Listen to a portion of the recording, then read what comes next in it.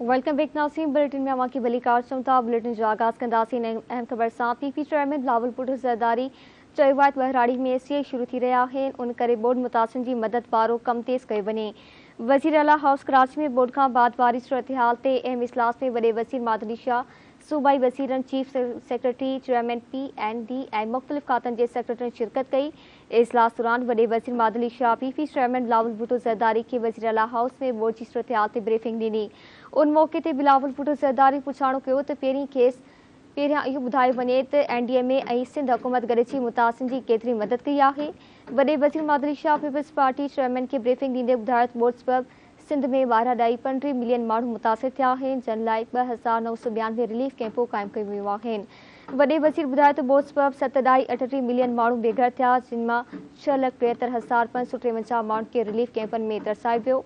वॾे वज़ीर जो चवणो हो त मुतासिन खे 7,91,933 खेमा, 5,88,669 तरपाल, 3 मिलियन 71 मिलियन मच्छरदाणियूं, 2.2 मिलियन राशन बैग्स ऐं 1.13 मिलियन कंबल फराहम कया विया आहिनि। तफ़सील मालूम कंदासीं चीफ रिपोर्टर कराची शबीर आशारी खां। जी शबीर, आगाह कजो।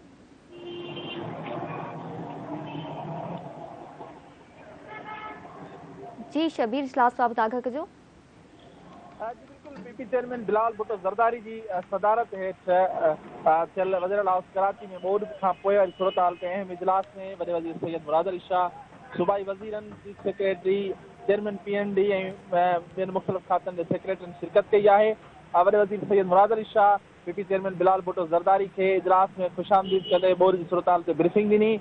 उन मौक़े ते पीपी चेयरमैन बिलावल भुट्टो ज़रदारी चयो त बहिराड़ी में सी शुरू थी रहिया आहिनि, उन करे मुतासिरनि जी मदद वारो कमु तेज़ कयो वञे। संदसि चवणो हो त खेसि पहिरियां इहो ॿुधायो वञे त NDMA ऐं सिंध हुकूमत गॾिजी मुतासिरनि जी केतिरी मदद कई आहे।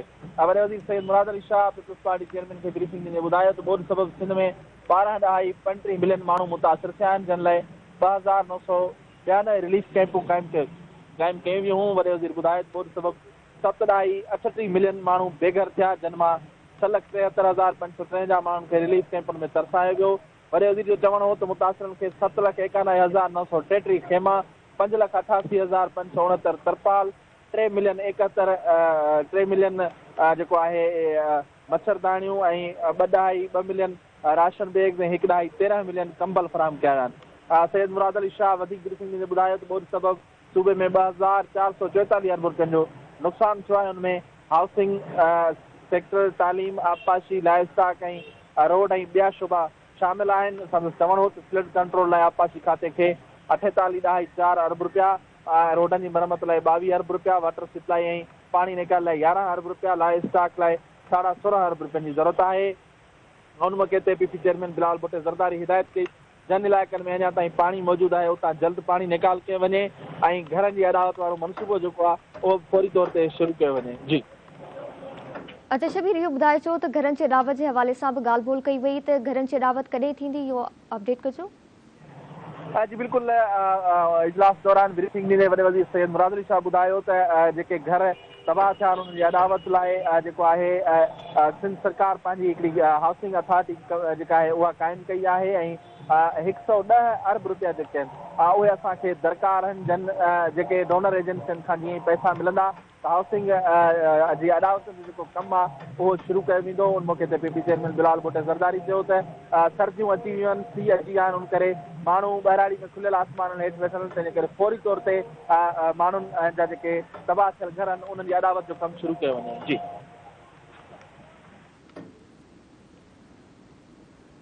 महिरबानी शबीर आशारी आगाह करण लाइ। नाज़रीन, इजलास बाबति तव्हांखे आगाह कई पिया। पीपी चेयरमैन बिलावल भुट्टो ज़रदारी चयो आहे त बहिराड़ी में सी शुरू थी रहिया आहिनि, उन करे बोर्ड मुतासिरनि जी मदद वारो कमु तेज़ कयो आहे।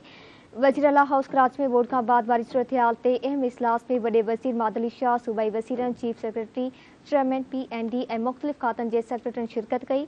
इजलास दौरान वॾे वज़ीर मादनी शाह पीपी चेयरमैन बिलावल भुट्टो ज़रदारी खे वज़ीर आला हाउस में बोर्ड जी सूरत-हाल बाबति ब्रीफिंग ॾिनी। उन मौक़े ते बिलावल भुट्टो ज़रदारी पुछाणो कयो त पहिरियां इहो ॿुधायो वञे त NDMA ऐं सिंध हुकूमत गॾिजी मुतासिन जी केतिरी मदद कई आहे।